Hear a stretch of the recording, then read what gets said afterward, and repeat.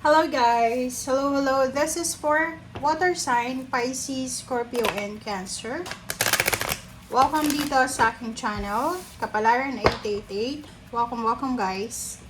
Alamin natin kung anong messages, vibration, gabay energy para sa inyong lahat. This is weekend reading from Saturday, Sunday. So, March 28 hanggang 29. Okay, so let's check. Water sign, Pisces, Scorpio, and Cancer. Okay, wow. First card natin, water sign, Pisces, Scorpio, and Cancer. There's number 17, number 8, gift. Posibleng ikaw yung magbibigay regalo, or ikaw yung magbibigay tulong, or possible na ikaw yung makakatanggap ng regalo or tulong. So, there's unexpected and expected na financial help, emotional help, or support. There's parang blessing. Okay? So, there's a blessing coming para sa'yo. Pisces, Scorpio, and Cancer. So, let's check another card. Alright. So, community. So, there's a celebration. Possible na may isa-celebrate ka, water sign, Pisces, Scorpio, water sign, Pisces, Scorpio, and Cancer.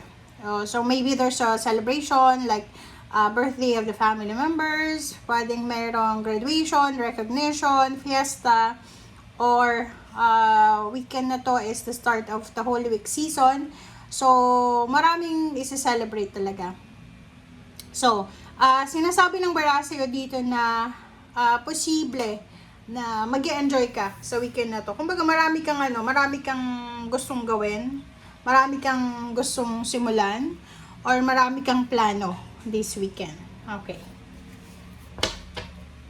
Maybe you're attending a party, a celebration, invited ka sa kasal, sa binyag, sa housewarming, house blessing, or kung ano pa man na celebration ng community.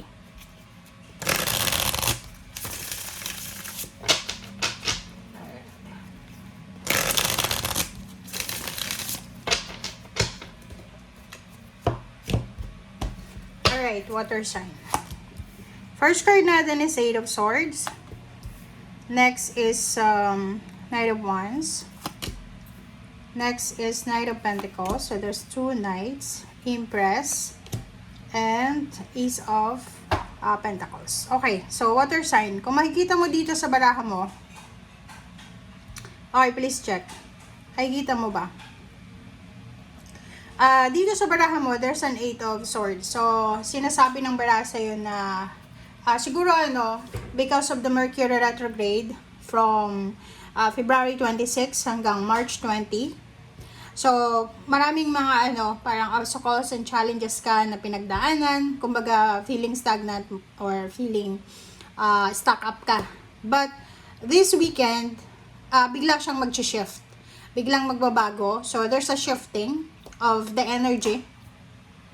Unang-una, maybe there's a new love life. New collaboration, new friendship. There's a renewal of relationship, renewal of like for example contract, parang ganon. And Knight of Pentacles, this one is resonated here sa gift. So there's an incoming financial, so lump sum of money. So sinasabi ng Barasa yun na matatapos yung buwan na to na may pera ka, or kumbaga there's a parang idea, wisdom. Kasi nandito yung Empress. Sinasabi ng baraha sa'yo na sa weekend na to, Pisces, Scorpio, and Cancer, marami kayong mga posibleng inspiration, ideas para kumita ng pera. Or, like for example, marami kang makikitang possibilities and opportunities kung saan ka kikita ng pera ng malaki. Or, makikita mo na you are blessed to have a connection. You are blessed to have someone na susuportahan ka, like i-recommenda ka financially or emotionally. Okay? So, kung makikita mo dito, pwedeng may magsisimula ng bagong trabaho. Maybe you are moving to different direction, career change, or pwedeng yung iba, retirement, or pwedeng yung promotion. Yung iba din sa inyo dito, since we're talking about money here, wala namang emotion, sinasabi ng bara sa'yo dito na sobrang confidence level yung nakikita mo sa sarili mo na upcoming. So, nakikita ko sa'yo dito, magiging sobrang kumbaga, believe ka sa sarili mo. Sobrang faith and confidence ang mararamdaman mo sa weekend na to. So, let's verify. Okay, 8 of Swords.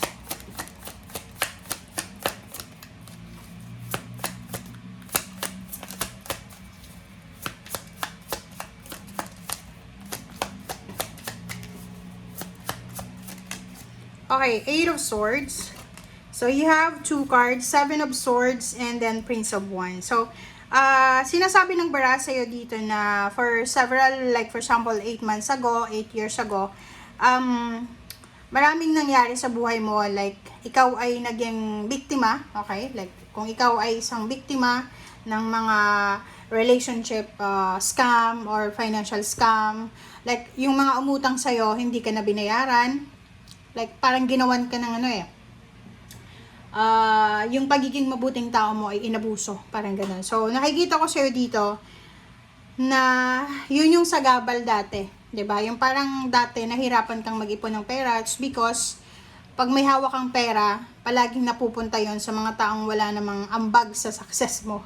So, parang sinasabi ng barahan na this weekend, there's a big realization. Okay, there's a big realization that hindi ka dapat over na people please sa mga tao. Okay, so nakikita ko sa'yo dito, yung mga taong gumawa ng masama sa'yo, their conscience or karma ay hinahunt sila ngayon, 'di ba? Sabi ng bara sa'yo dito, sa love life, if bago lang na relationship ikaw, kung mayroon kang relationship ngayon, tapos bago pa lang kayo, you need to be careful. Huwag masyadong excited makipag-live-in, huwag excited na magpakasal agad, or mag-travel together. So, you need to be careful. Wow! So, sinasabi dito, yung Knight of Pentacles, yung upcoming money, sinasabi ng bara sa'yo dito na posibleng magdadala to sa'yo ng emotional happiness. So, like for example, yung promotion mo, yung salary increase mo, or yung savings mo, ay posibleng makakatulong sa'yo and the rest of your family. So, medyo contented and relief, feeling of relief yung mararamdaman mo this weekend. Parang feeling mo, lahat ng mga obstacles and challenges ay mapagtatagumpayan mo ngayong weekend. Okay, so 5 of Wands, in-impress, and Temperance. So, whatever lang na mangyayari this weekend, like for example, yun, sabi ko nga sa'yo kanina, ang dami mong ideas, inspiration, kung ano yung pagkakakitaan, saan ka pupunta. Sinasabi ng bara sa'yo dito na sa dami-dami ng mga bagong ideas, wisdom, posibleng maguluhan ka. Diba? Pag ganun, pag marami tayong choices and options, medyo naguguluhan tayo, medyo nahihirapan tayong mag-decide. So, sinasabi ng bara sa'yo dito na you need to be careful, you need to be patient, okay?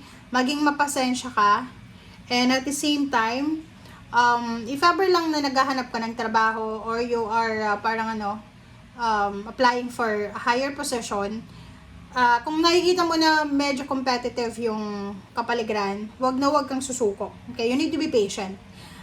Naandyan ka na, gawin mo na. Okay? Alright, so let's check. The Ace of Pentacles. Kasi nakikita ko sa'yo dito, sa weekend din na to, okay? Sa weekend na to, kailangan mo daw na mag-ingat. Okay? You need to be careful. Lalo na sa mga taong medyo sila, yung parang you help them and then they abuse you, parang ganon. So, nasa 5 of Pentacles ka, sinasabi ng bara sa'yo na this weekend, yung mga taong may utang sa'yo ay posibleng makakaisip silang magbayad ng utang sa'yo, or sinasabi ng bara sa'yo na yung financial issues mo, yung financial problems mo ay posibleng may resulta na or may resolution na. So, sinasabi ng baraha sa'yo dito na you need to be patient. Okay? Pasensya yung kailangan mo sa weekend na to. And sa ilalim mo dito, Seven of Wands, you need to fight. Okay? So, sinasabi ng baraha, huwag kang papayag na hindi mo makuha, matupad kung ano man ang mga minimithi mo sa buhay. Okay? Thank you guys. Bye!